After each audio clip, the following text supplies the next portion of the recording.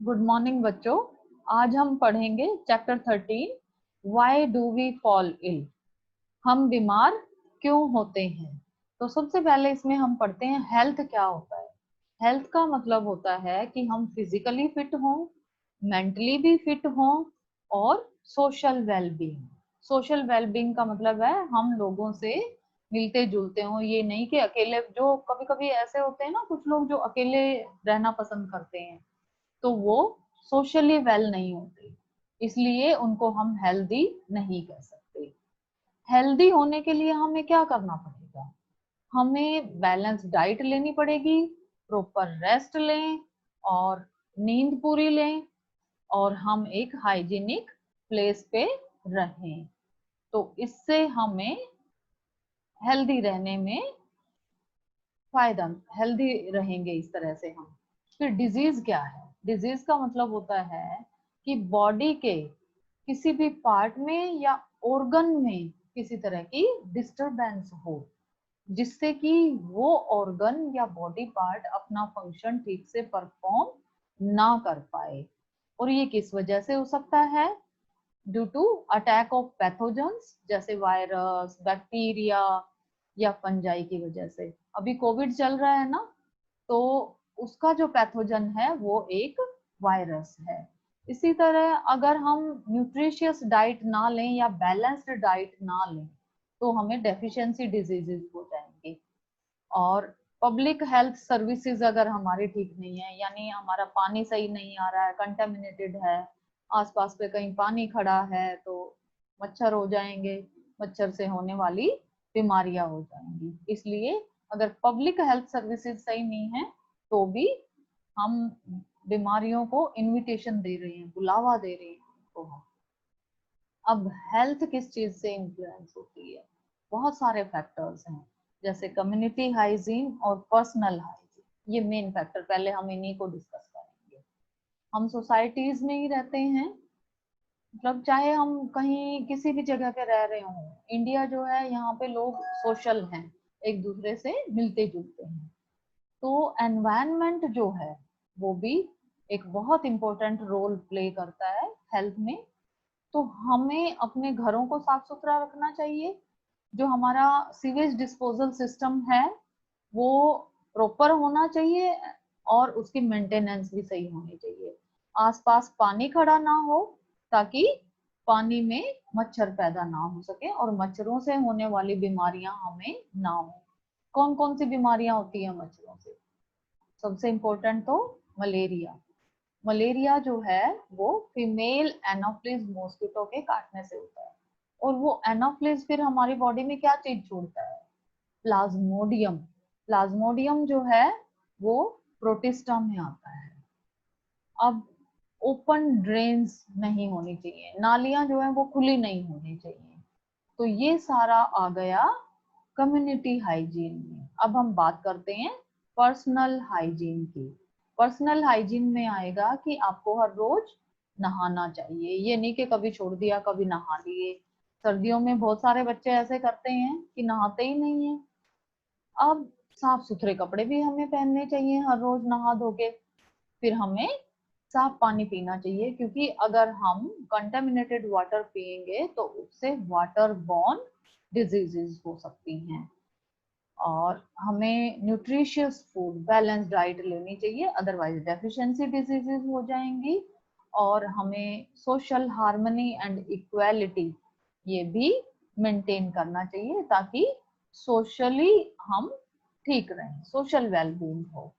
अब डिजीजेस के जो सोर्सेज हैं वो दो सोर्सेज हैं, एक इंट्रिंसिक और दूसरा एक्सट्रिंसिक फैक्टर है। इंट्रिंसिक का मतलब है अंदरूनी फैक्टर्स, और एक्सट्रिंसिक का मतलब है बाहरी फैक्टर्स। तो अब हम डिटेल में डिस्कस करेंगे। इंट्रिंसिक फैक्टर्स क्या होते हैं? जो हमारी बॉडी के अंदर प्रेजेंट होते हैं। ये इंटरनल फैक्टर्स जो हैं, इन डिजीजेस को हम ऑर्गेनिक डिजीजेस भी कहते हैं, जो इंट्रिंसिक फैक्टर्स से होती हैं।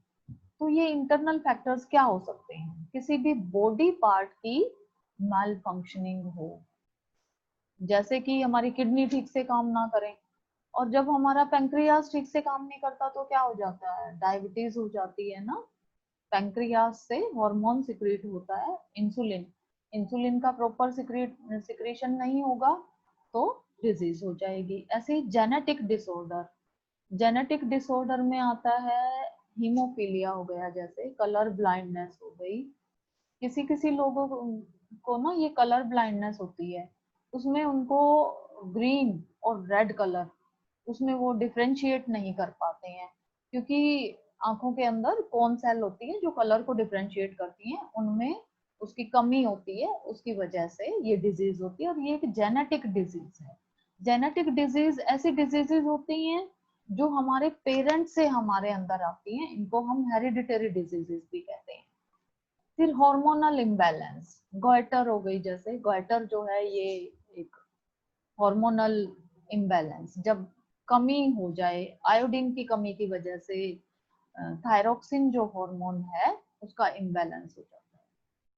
फिर malfunctioning of immune system, अगर हमारा इम्यून सिस्टम ठीक से काम नहीं कर रहा है तो भी हम जल्दी बीमार होंगे, क्योंकि इम्यून सिस्टम जो है बाहरी तत्वों से लड़ने के लिए चाहिए होता है। कोई भी बाहरी तत्व आता है ना, इंट्रूडर, उनको हम क्या कहते हैं, एंटीजन कहते हैं। और हमारी बॉडी का इम्यून सिस्टम उसके अगेंस्ट एंटीबॉडी बनाता है।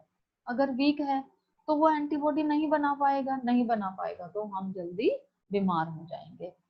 तो diseases can also be caused by improper secretion of hormones। Goitre जो डिजीज है ये आयोडीन की डेफिशिएंसी से होती है, और ये अभी मैंने यहाँ पर भी बताया, थायरोक्सिन हार्मोन जो है उसकी सिक्रीशन अफेक्ट होगी। डायबिटीज, डायबिटीज जो है ये इंसुलिन हार्मोन की कमी से होती है, क्रेटिनिज्म ग्रोथ हार्मोन की कमी से। और एडिसन्स डिजीज एड्रीनल ग्लैंड से हार्मोन सिक्रीट होता है, उसकी कमी से होती है। तो ये हमने पढ़े intrinsic factors responsible for diseases. अब हम पढ़ते हैं एक्सट्रिंसिक, यानी बाहरी फैक्टर कौन कौन से हैं। ये हमारे शरीर के अंदर नहीं होते हैं, बाहर ही प्रेजेंट होते हैं, जैसे कि पैथोजन। पैथोजन कोई भी, पैथोजन का मतलब होता है डिजीज कॉजिंग ऑर्गेनिजम्स। इसमें प्रोटोजोआ भी हो सकते हैं, बैक्टीरिया भी हो सकते हैं, फंगस हो सकती हैं, और वायरसेस भी हो सकते हैं। फिर अनबैलेंस्ड डाइट अगर हम लें तो डेफिशिएंसी डिजीजेस हो जाएंगे। एनवायरमेंटल पोल्यूशन, अस्थमा, दमा जो जिसको हम कहते हैं, सांस का रोग है ये एनवायरमेंटल पोल्यूशन का ही सबसे बड़ा नतीजा है। इसके अलावा स्किन डिजीजेस भी हो जाती हैं एनवायरमेंटल पोल्यूशन की वजह से, और नार्कोटिक ड्रग्स की वजह से तो बहुत सारी बीमारियां होती हैं। तो ये भी एक एक्सट्रिंसिक फैक्टर है डिजीज कॉज करने के लिए। अब टाइप्स ऑफ डिजीजेस करते हैं। तो ड्यूरेशन के बेस पे दो तरह के डिजीजेस हैं, एक्यूट एंड क्रोनिक। बेटा इसको हम ऐसे याद रख सकते हैं कि ए जो है, ए से अल्फाबेट शुरू होते हैं, छोटा लेटर इसको हम कह सकते हैं, और सी जो है वो बड़ा है। तो जो क्रोनिक डिजीजेस हैं ये ज्यादा टाइम के लिए होती हैं, और जो एक्यूट डिजीजेस है ना ये थोड़े टाइम के लिए होती हैं। ये पहला पॉइंट हमने यही लिया है कि ये शॉर्ट ड्यूरेशन के लिए और ये लॉन्ग लास्टिंग डिजीजेस होते हैं। इसमें पेशेंट कंप्लीटली रिकवर कर लेता है जब ट्रीटमेंट हो जाता है उसके बाद, और यहाँ पे कंप्लीटली रिकवर होना मुश्किल होता है। और यहाँ पे वेट लॉस या फीलिंग ऑफ टायर्डनेस ठीक होने के बाद नहीं होती। लेकिन यहाँ पर क्या है, वेट लॉस हो जाता है या फिर फीलिंग ऑफ टायर्डनेस, हमेशा थके थके से रहते हैं, वेट कम होता रहता है। और ये शॉर्ट ड्यूरेशन की हैं ये डिजीजेस। तो short duration loss of work and efficiency, थोड़े टाइम के लिए कम होगी हमारी काम करने की जो क्षमता है, नॉर्मल होते ही हम दोबारा से अपने जो काम करते थे वो करना शुरू कर देंगे।